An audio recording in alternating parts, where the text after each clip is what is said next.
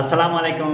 How are you, my dear viewers? I hope all of you are hale and hearty by the grace of Allah and by the grace of Almighty. And you know it very well that we always make videos only for the betterment of your English skill. And today I am going to make a video which is very important and that will help you to learn what is interrogative sentence and how can we make interrogative sentence in a different way. Now we are going to make interrogative sentence. শুরুতেই যে কথা বলবো যে interrogative sentence কিন্তু মূলত দুই প্রকার। Tag question সেটা আলাদা, এখানে সেটা সম্পৃক্ত নয়। এখানে যেটা আমরা আলোচনা করবো আজকে সেটা দুই প্রকার ইন্টারোগেটিভ সেন্টেন্সে। সে এক নম্বরটা হচ্ছে সিম্পল ইন্টারোগেটিভ বা yes no question. Simple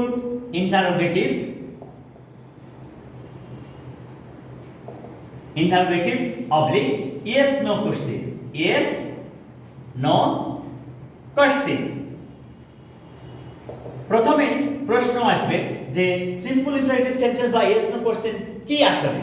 yes, that is important to think it. Am I right? Okay. Are you a student? তুমি কি একজন ছাত্র? আনসারটা এরকম, ইয়েস। হ্যাঁ, আমি একজন ছাত্র, ইয়েস। তাহলে এই যে ইন্টারোগেটিভ সেন্টেন্সটা দ্বারা প্রশ্ন করার সঙ্গে সঙ্গে ইয়েস অথবা নো লিখলে ইন্টারোগেটিভ সেন্টেন্সের উত্তর পাওয়া যায় তাকে ইয়েস নো কোশ্চেন বা সিম্পল ইন্টারোগেটিভ সেন্টেন্স বলে। যে ইন্টারোগেটিভ সেন্টেন্সের উত্তর শুধুমাত্র ইয়েস অথবা নো দ্বারা করা যায়, ইয়েস অথবা নো লিখে করা যায় বা বলে করা যায় তাকে আমরা ইয়েস নো কোশ্চেন বা ইন্টারোগেটিভ সেন্টেন্স বা সিম্পল ইন্টারোগেটিভ সেন্টেন্স বলবো।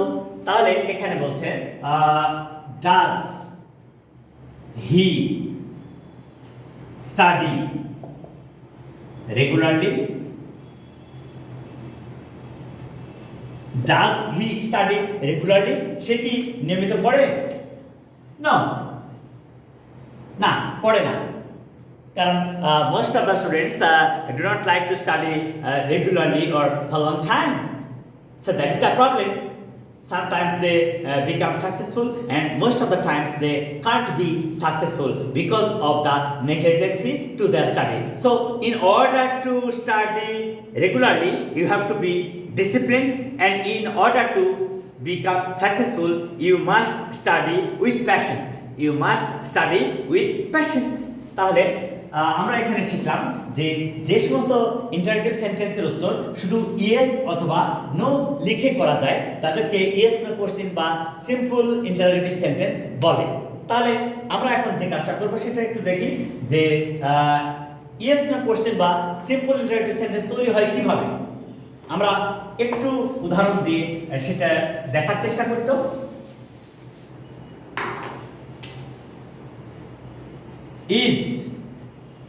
Is he active? Always? Is he active always? সে কি সব সময় অ্যাক্টিভ? আচ্ছা, আমরা এখানে দেখলাম যে সমস্ত সেন্টেন্সে বি ভার্ব বা যে কোনো অক্সিলারি ভার্ব থাকে, যে সমস্ত সেন্টেন্সে বি ভার্ব অথবা ভার্ব টু হ্যাভ অথবা যে কোনো প্রকার অক্সিলারি ভার্ব থাকে তাদেরকে ইন্টারোগেটিভ করার সময় এই অক্সিলারি ভার্বটা বা বি ভার্বটাকে সাবজেক্টের শুরুতে ব্যবহার করতে হয়। সাবজেক্টের শুরুতে, তারপরে সাবজেক্ট, তারপরে এখানে কমপ্লিমেন্ট আছে, অ্যাডজেক্টিভ কমপ্লিমেন্ট, এইভাবে লিখতে হয়। এবারে আরেকটা দেখি তো যে was she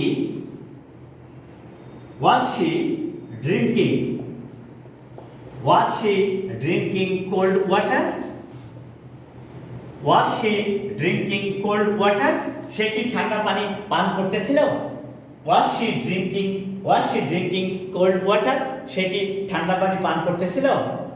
Yes, এখানে অক্সিলারি ভার্বটা সাবজেক্টের শুরুতে গেল যেহেতু এটা ইন্টারোগেটিভ সেন্টেন্স। দেখো এটা তোমরা তো ভালো করে বুঝতে পারছো যে যখনই কোনো অক্সিলারি ভার্ব থাকে এবং তারপরে ভার্ব প্লাস আইএনজি থাকে এটা কিন্তু কন্টিনিউয়াস টেন্স হয়। Present continuous am is are plus verb plus ING, past continuous was were plus verb plus ING. তাহলে এটা আমরা দেখি বুঝতে পারছি এটা পাস্ট কন্টিনিউয়াস টেন্স আছে। তাহলে এই যে সমস্ত সেন্টেন্সে অক্সিলারি ভার্ব থাকে ওদেরকে ইন্টারোগেটিভে রূপান্তরের সময় অক্সিলারি ভার্বটাকে সাবজেক্টের পূর্বে ব্যবহার করতে হয়। তাহলে এই সহজ স্ট্রাকচারটা আসলে কি রকম হচ্ছে আমরা একটু দেখে নিই।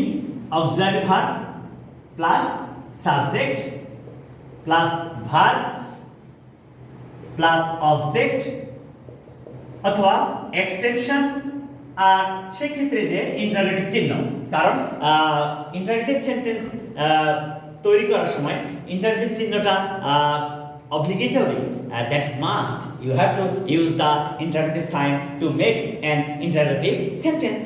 So it is very important. আচ্ছা, এখানে যেহেতু অক্সিলারি ভার্ব বা বি ভার্ব আছে সেটার স্ট্রাকচারটা এরকম হলো। আমরা একটু ভিন্ন অবস্থায় যাই, দেখি সেখানে কি বলছে, একটু দেখে নিই সেখানে আমরা কিভাবে তৈরি করতে পারছি সেটা একটু দেখব। Did he help you last night? Did he help you last night? সে কি গত রাতে তোমাকে সাহায্য করেছিল? সে কি গত রাতে তোমাকে সাহায্য করেছিল? দেখো কত সহজ। এই যে লাস্ট নাইট তুমি দেখে এটা বুঝে নিলা সিম্পল পাস্ট টেন্স, আর এই সিম্পল পাস্ট টেন্সকে ইন্টারোগেটিভ করলে সাবজেক্টের পূর্বে ডিড বসে ভার্বের বেস ফর্ম। তাহলে কিভাবে হবে? সিম্পল প্রেজেন্ট বা সিম্পল পাস্ট টেন্সকে যদি আমরা ইন্টারোগেটিভ করি তাহলে কি হয়? সিম্পল পাস্টের ক্ষেত্রে হবে did plus subject plus base form of verb plus object অথবা এক্সটেনশন ইন্টারোগেটিভ চিহ্ন। এইভাবে অত্যন্ত সহজে কিন্তু একটা ইয়েস নো কোশ্চেন তৈরি করা যায়। তাহলে আমাদের এখানে যেটা দেখছি আমরা যে ইয়েস নো কোশ্চেন বা সিম্পল ইন্টারোগেটিভ সেন্টেন্সে কোনো সমস্যা নেই, কিন্তু আরেকটা মেজর ব্যাপারটা আছে, সেটা হচ্ছে যে ডাব্লিউএস কোশ্চেন বা ইনফরমেটিভ কোশ্চেন কি, ডাব্লিউএস কোশ্চেন বা ইনফরমেটিভ কোশ্চেন এইটা কি এবং কিভাবে কখন এটা ব্যবহার করতে হয়। আচ্ছা, এটা দেখি তো যে WH কোশ্চেন অথবা ইনফরমেটিভ কোশ্চেন, ইনফরমেটিভ কোশ্চেন এটাও কিন্তু খুবই একটা ইন্টারেস্টিং অ্যান্ড ইম্পর্টেন্ট ব্যাপার। সেটা কি? যে সেন্টেন্সের উত্তর করার জন্য কমপক্ষে কিছু ইনফরমেশন দিতে হয় বা কমপক্ষে একটা সেন্টেন্স ব্যবহার করতে হয়, তখন সেই ইন্টারোগেটিভ সেন্টেন্সকে আমরা বলবো ডাব্লিউএস কোশ্চেন অথবা ইনফরমেটিভ কোশ্চেন। আর আরেকটা মজার ব্যাপার হলো যে ডাব্লিউএস কোশ্চেনগুলো শুরু হয় এই হু, হুইজ এইসব দ্বারা। ডাব্লিউএস কোশ্চেন কি হলো শুরু হয় WH কোশ্চেন, এটা শুরু হবে who, which, what, when, whom, whose, where, why, how. এই যে এই WH ওয়ার্ডগুলো দ্বারা, তাহলে এই যে WH ওয়ার্ডগুলো দ্বারা যদি ইন্টারোগেটিভ সেন্টেন্স তৈরি হয় তখন তাকে আমরা বলবো WH question. Look at it, which, pen, do you want, which pen do you want, which pen do you want, তুমি কোন কলমটি চাও। এই যে হুইচ WH ওয়ার্ড। আচ্ছা, এখানে যদি তুমি বলো, কেউ তোমাকে প্রশ্ন করলো which pen do you want, তুমি কোন কলমটা চাও, তুমি উত্তর দিলা ইয়েস, তুমি উত্তর দিলা নো, তাহলে কি কিছু হলো? Never. That does not mean an expression that is completely unnecessary. Am I right? So in order to make it clear, you have to make a sentence or you have to speak in a smart way with a sentence or with explanation. So it is WH question because you need to explain the cause of that question. So now you can easily understand that when the question will be started with the WH word and it demands the explanation of anything or the narration of anything, we call it WH question or informative question. কারণ এটার উত্তর দেওয়ার জন্য তোমাকে information দিতে হচ্ছে, তাহলে তুমি সহজেই বুঝতে পারলা যে ইনফরমেটিভ কোশ্চেন বা WH কোশ্চেন কি। Who is talking there? Who is talking there? ওখানে কে কথা বলছে? Who is talking there? ওখানে কে কথা বলছে? তাহলে কত সহজে আমরা WH কোশ্চেন বা ইনফরমেটিভ কোশ্চেন তৈরি করতে পারছি। শুধু একটু খেয়াল রাখতে হবে যে টেন্সের ব্যাপারটা তো তোমরা জানো। At the time of talking English, it's very important to follow the grammatical structure, but it is not necessary or compulsory all the time.